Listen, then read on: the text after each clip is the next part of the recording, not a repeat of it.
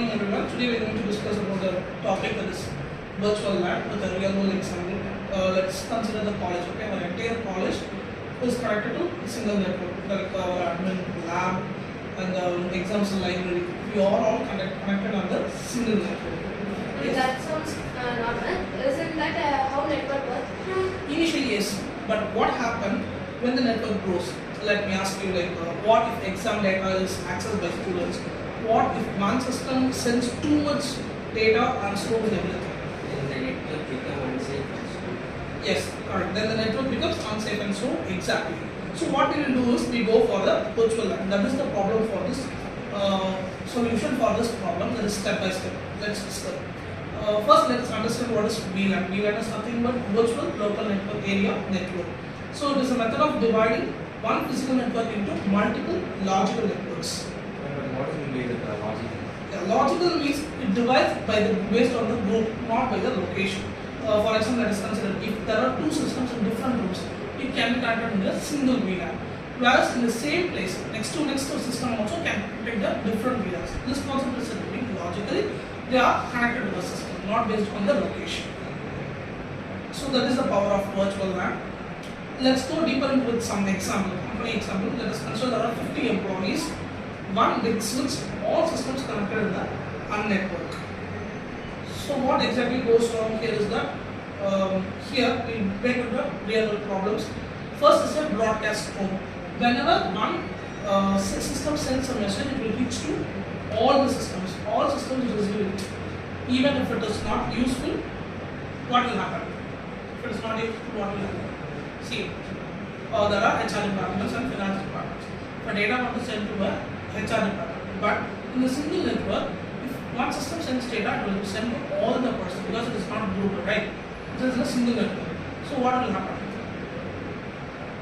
Not just a theoretical subject, which is used in companies, colleges, data centers, and cloud networks, which is more essential in modern networking. So managing large network becomes chaotic previously. Now it is solved with the help of virtual LAN.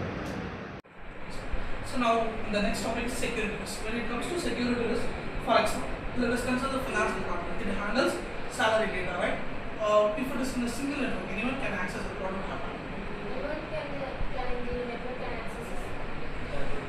Yes, if anyone access the data of salary, it would be dangerous, right? So we go for a virtual LAN which solves the security risk because it groups the data so that other persons cannot access it. Right? When it comes to management side, if HR want to set a particular rule to a particular department, then in the single network it will reach to everyone, right? So what comes to the problem over here?